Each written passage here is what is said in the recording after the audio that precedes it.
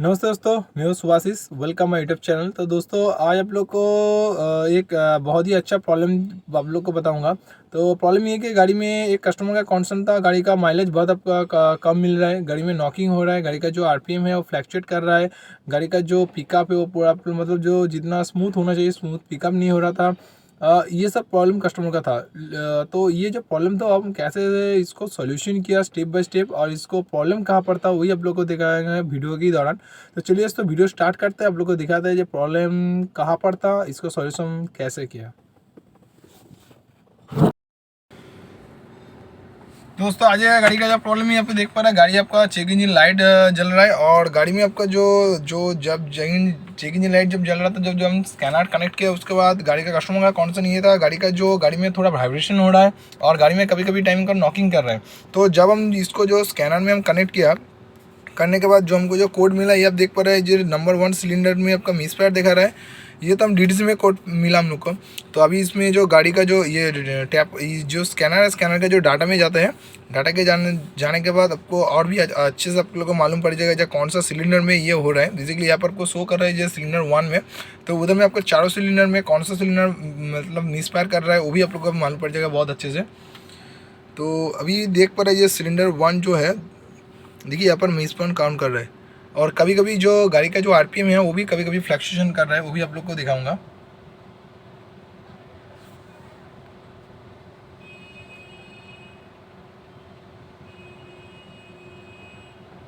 आप देख पा रहे हैं ये कभी कभी आरपीएम फ्लक्चुएशन हो रहा है। तो बेसिकली इसके लिए सबसे पहले जो गाड़ी का जो प्लग है वो खोलने के देखते हैं उस कंडीशन क्या है, प्लग और कॉर्ड दोनों ही देखने, उसके बाद आप लोग दिखाते हैं प्रॉब्लम कहाँ पर है। तो सबसे पहले ये चारों कॉर्ड देख रहा है तो खोलने की ज़रूरत है। तो पहले हम 1 नंबर सिलेंडर खोल के देखते हैं इसका कंडीशन क्या है। तो दोस्तों देख रहे हैं अभी तो चारों जो कॉयल थे उसको बाहर निकाला। जो 1 नंबर कॉयल में आप देख पा रहे हैं ये जो इसमें आपका थोड़ा मतलब गाड़ी जो वॉशिंग है पानी जाने की वजह से ये पूरा थोड़ा सा सल्फर डिपॉजिट हुआ है। तो मेरे ख्याल से ये जो 1 नंबर सिलेंडर का जो प्लग है वो पहले खोल के देखते हैं। प्लग शॉर्ट हो गया, इसके दौरान ये ऐसा हो गया। तो सबसे पहले ये जो प्लग है प्लग को खोलते हैं।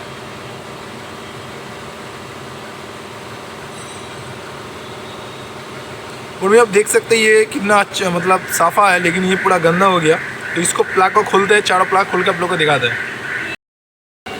तो दोस्तों आप देख पा रहे हैं ये जो 1 नंबर सिलेंडर में जो प्लग था, ये प्लग का कंडीशन ऐसा है, मतलब ये पूरा शॉर्ट हो गया। तो इसको तो रिप्लेस करने की ज़रूरत है।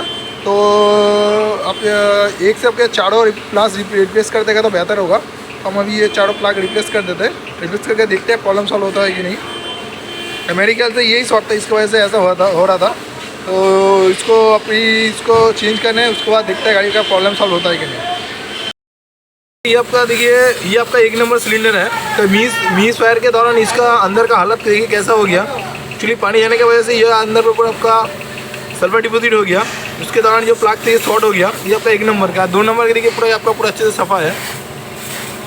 तो जब भी आपका गाड़ी में जो सिलेंडर का मिस फायर होगा तो इसका कंडीशन है बेसिकली ऐसा ही होता है। तो अभी हम जो नया चारों प्लग अभी लेके आया, तो सबसे पहले इसका जो गैप है मेज़रमेंट करके लगाना बहुत ही इंपॉर्टेंट है। तो अभी हम जो चारों प्लग है इसको आप गैप मेज़रमेंट करके इसको इसके अंदर फिटिंग करेंगे। तो फिटिंग करने के बाद आपको गाड़ी स्टार्ट करके दिखाते हैं ये गाड़ी में प्रॉब्लम क्या था, ये कैसे सॉल्व हुआ।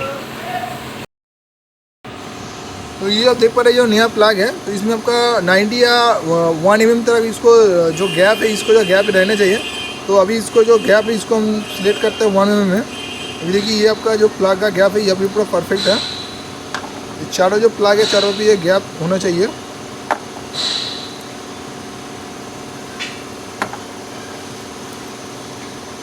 इसके बाद इसको हम यहाँ पर फिटिंग करते हैं। फिटिंग करने के बाद आप लोग को दिखाता है गाड़ी का प्रॉब्लम सॉल्व होता है कि नहीं। और फिटिंग करने से पहले ये जो पोर्शन है ये आपको अच्छे से क्लीन कर लेना बहुत ही ज़रूरी है। चारों जो प्लग थे इसको जो नया प्लग इसको भी फिटिंग किया है चारों सिलेंडर में, और ये जो कॉयल था इसको मैं अच्छे से क्लीन किया है। तो अभी इसको पूरा कंप्लीट इसको फिटिंग करते हैं। फिटिंग करने के बाद गाड़ी स्टार्ट करके देखते हैं। दोस्तों देखिए अभी तो जो स्कैनर था जो बाहर में जो था काम था मैं पूरा कंप्लीट कर लिया। उसके बाद जो स्कैनर में जो कोड था उसको पहले हम इरेज करता है। तो इरेज करने के बाद गाड़ी का थोड़ा स्टार्ट करके देखते हैं गाड़ी का जो प्रॉब्लम था वो सॉल्व होता है कि नहीं। अभी देखिए कोई डीडीसी नहीं दिखा रहा है। अभी तो गाड़ी का हम स्टार्ट करते हैं। स्टार्ट हो गया, चेक इंजन लाइट भी अभी चला गया। और जो आप लोगों को पहले दिखाता था, जो यहाँ पर कोई तो DTC नहीं है, जो करंट डाटा में आप देख पा रहे हैं, अगर करंट डाटा में अगर कोई कोड नहीं रहेगा, मतलब 0 रहेगा, इसका मतलब जो गाड़ी का प्रॉब्लम तो अभी सॉल्व हो गया। तो पहले हम इसे नॉर्मल कंडीशन में देखते हैं, उसके बाद गाड़ी को AC देखो वो भी देखूँगा। अभी देखिए ये जो काउंट था ये पूरा 0 हो गया। अभी हम AC में डालते हैं, AC दे के इसको थोड़ा लोड बढ़ा के इसको देखते हैं। अभी इसको देखते हैं, देखिए पूरा 0, इसका मतलब गाड़ी का जो प्रॉब्लम था वो पूरा अपना सॉल्व हो गया। देखिए चारों सिलेंडर में जो था 0 काउंट हो रहा है, जो RPM वगैरह जो है वो भी देखिए पूरा सही है।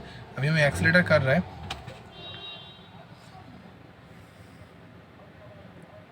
तो ये था गाड़ी का जो प्रॉब्लम।